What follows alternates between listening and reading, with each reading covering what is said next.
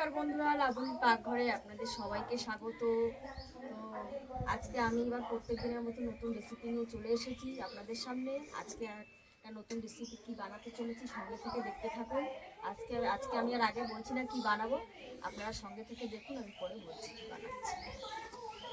তো বন্ধুরা, সবার প্রথমে আমি যেটা করব, চলুন কলা গাছ থেকে একটা কলা গাছের ডেগো বলে না কি বলে ওটাকে, যাই হোক ওটা একটা কাটবো, ওটা আমার লাগবে। সঙ্গে চলুন, আমার সঙ্গে চলুন।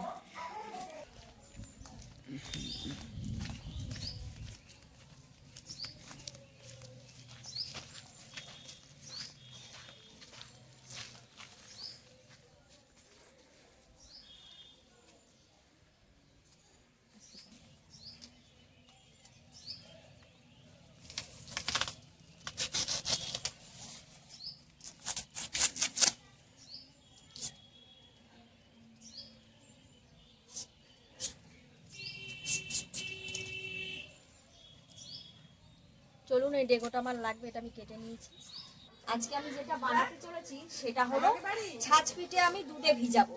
তা ছাঁচ পিঠে দুধে ভিজানোর জন্য আমি চালের গুঁড়ি নিয়েছি, চালের গুঁড়িটা এটা নিয়েছি, এটা জ্বালা আছে, ঠিক আছে। আর সাথে লাগছে আমার চিনি লাগছে, আর আমি গুড় পাইনি, তো বাতাসা নিয়ে নিয়েছি। আর এটা আমার তেলটা লাগছে, তেলটা দেখাবো আপনাদেরকে কি কাজে লাগছে। তেলটা সর্ষের তেল নিয়েছি এটা। আর এটা তো দেখলেন আপনারা যে আনলাম, এটা হচ্ছে ব্রাশ বানিয়ে নিয়েছি, এই মুখটাকে আমি থেতো করে নিয়েছি, এটা ব্রাশের কাজ করবে। তো বন্ধুরা, এখন তো নানান রকম ব্রাশ হয়ে গেছে, মানে কিনতে পাওয়া যায় নানান রকম জিনিস। তো আগেরকার দিনে কিন্তু মা ঠাকুমারা এরকম ভাবে কলার ডেগো কেটে ব্রাশ বানিয়ে এটাই কিন্তু ব্যবহার করতো, তো আমি সেটাই করব।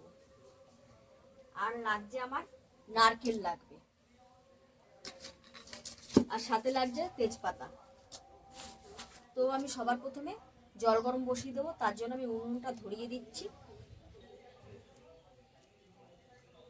উনুনটা ধরিয়ে নিয়েছি, এবার দেখুন আমি কড়াইতে জল নিয়ে নিয়েছি, এবার এইটা আমি বসিয়ে দিচ্ছি, জলটা গরম করে নেব। তো বন্ধুরা, আমার জলটা গরম হয়ে গেছে, এবার আমি এটা মাখবো। আর এদিকে কাকিমা নারকেলটা ফাটিয়ে কুড়িয়ে নিচ্ছে, আর আমি জলটা নামিয়ে এবার আমি এই গুঁড়িটাকে মেখে নেবো। দেখুন, এটা দিয়ে দিচ্ছি পর্যাপ্ত পরিমাণে লবণ।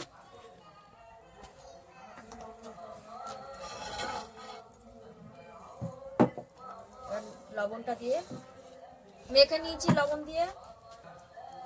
এবার আমি অল্প অল্প করে যে উষ্ণ উষ্ণ গরম জল করে নিয়েছি, অল্প অল্প করে জল দেবো আর মাখবো ওটাকে।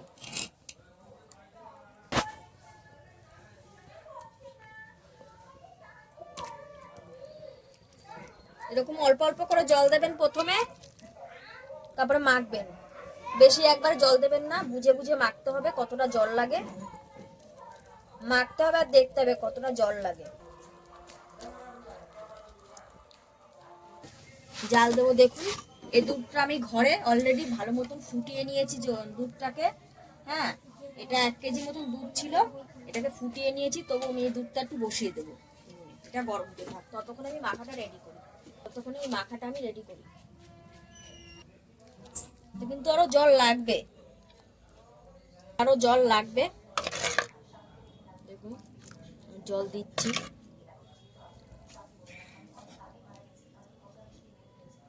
দেখুন আমি কিভাবে মেখেছি বন্ধুরা, এই যে এরকম এটা দিয়ে দেখবো। হ্যাঁ, আপনারা এরকম ভাবে করবেন। তারপরে যদি দেখেন পিঠেটা হচ্ছে না, সেই অনুযায়ী আপনারা পাতলাও করতে পারেন, আবার গুঁড়ি দিয়ে মোটাও করতে পারেন। তবে গুঁড়িটা যখন করবেন, সব গুঁড়ি দিয়ে একবারে ব্যাটারটা করবেন না, হাতে কিছু গুঁড়ি রেখে নেবেন।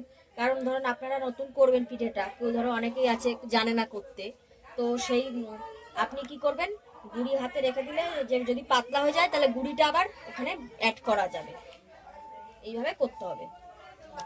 দেখুন আমার হয়ে গেছে, এটা সাইডে থাক। এবারে ও যেটা দেবো সেটা হচ্ছে নারকেলটা।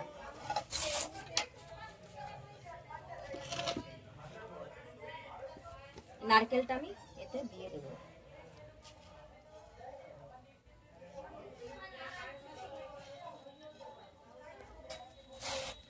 দেখুন নারকেলটা দিলে আপনারা দিতেও পারেন, যারা পছন্দ করেন না নারকেল তারা দেবেন না, তবে নারকেলটা দিলে টেস্টফুল হবে পিঠেটা। তো আমি দুধটা জাল হচ্ছে, আমি দেখুন দুটো তেজপাতা দিয়ে দিচ্ছি দুধের মধ্যে। আপনারা চাইলে এলাচ দিতে পারেন। দেখুন আমার দুধটা তো ভালো মতন ফুটে গেছে। এবার আমি দুধের মধ্যে পর্যাপ্ত পরিমাণে দিয়ে দেবো চিনি, আর দিয়ে দেবো এই গুড়ের বাতাসা।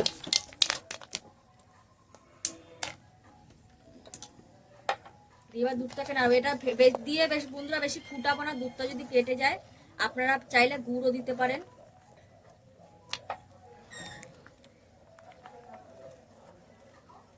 দেখুন আমার বাতাসাটা দেওয়াতে গুড়ের কত সুন্দর কালার চলে এসেছে।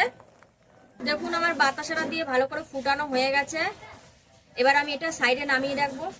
এবার ছাঁচের পিঠাটা বসাবো। এবার ছাঁচ পিঠাটা বানাবো। প্রথমে আমার এই খোলাটাকে একটু গরম করে নিতে হবে, ঠান্ডা থাকলে কিন্তু হবে না। আর আমার এই সাইডের এটা বেশি গরম হওয়াতে ফেটে গেল, তো আমি দিয়ে দেখবো এটাতে কি হয়।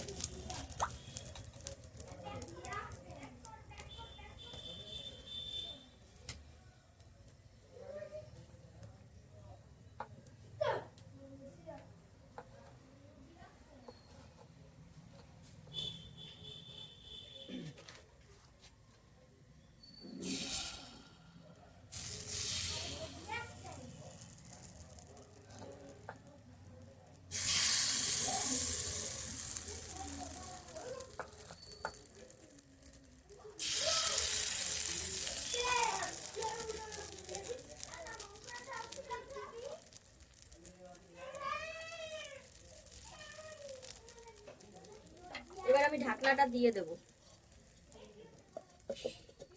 এবার আস্তে আস্তে জাল দেবো। না এবার আমি তুলে দেখবো, চাপাটা তুলে পিঠেটা কি হয়েছে।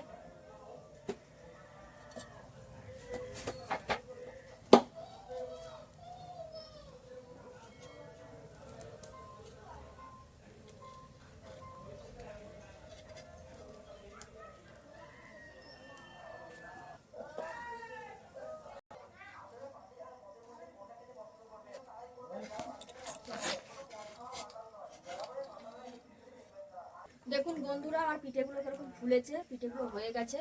এবার আমি একটা একটা করে সব তুলে নেবো। দেখুন ফুলেছে কিন্তু ভালো। এবার আমি যেটা করবো এটা আমি ডাইরেক্ট দুধে দিয়ে দেবো। এটা দুধে ভিজবে। আরেক খোলা এক খোলা দেখলেন আমি নামিয়ে দুধে দিয়ে দিয়েছি।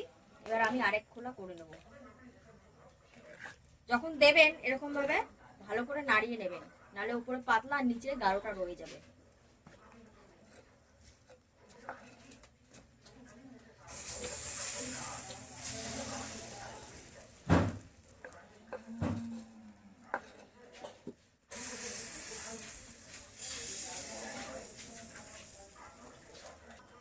এরকম ভাবে আপনারা একটা ন্যাকড়া ভিজিয়ে সাইড থেকে দিয়ে দেবেন, ভাবটা যাতে না বেরোয়।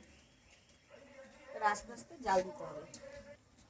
দেখুন আমি ওপর থেকে ঢাকনাটা নামিয়ে দিলাম। দেখুন ওপর থেকে কত সুন্দর ফুলে উঠেছে পিঠেটা, তার মানে আমার গোলাটা পারফেক্ট হয়েছে। বন্ধুরা আমার পিঠেটা দেখুন, এবার আমি নামিয়ে নেব।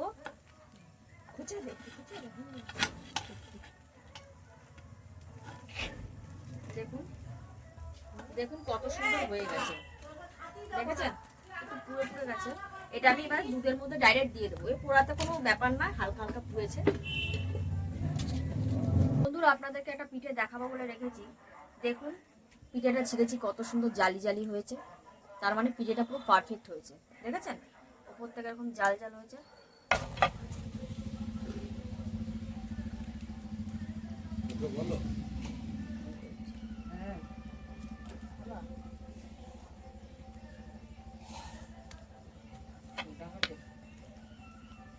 এটা দুধে ভিজুক। ধরো এই পিঠেটা আমি আর দিচ্ছি না, এটা আমরা খাবো আর কি। একে তাকে দেবো, বাচ্চা আছে দুটো বাড়িতে, ওদেরকে দেবো। এগুলো ভিজিয়ে রেখেছি। এরা যখন আমি সার্ভ করব সবাই মানে খেতে দেবো, তখন আমি আপনাদেরকে। তো বন্ধুরা, পিঠেটা আমি করে কতক্ষণ ভিজিয়ে রেখেছিলাম, আমার পিঠেটা ভালো করে ভিজে গেছে।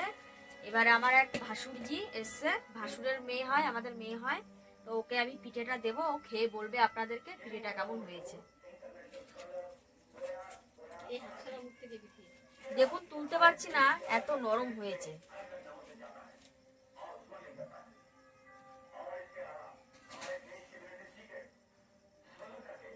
কালারটাও কত সুন্দর হয়েছে দেখুন। হ্যাঁ, দেখো কাকিমা আজকে পিঠে বানিয়েছে, ছাঁচির পিঠে, খুবই নরম হয়েছে। ওরকম খেয়ে দেখেছি কিরকম হয়েছে।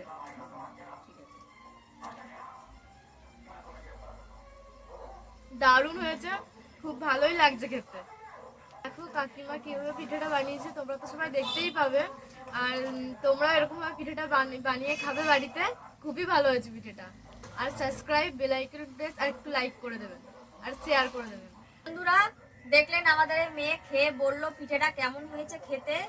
তো পিঠেটা দেখলেন না কিরকম নরম হয়েছে এবং কিরকম হয়েছে, পিঠেটা কিরকম ফুলেছিল আপনারা তো দেখলেনই। তো এরকম ভাবে আপনারা বাড়িতে খাবেন আমার মতন করে করে খেয়ে দেখবেন। আর ভিডিওটি যদি ভালো লাগে লাইক করবেন, কমেন্ট করবেন, শেয়ার করবেন। নমস্কার।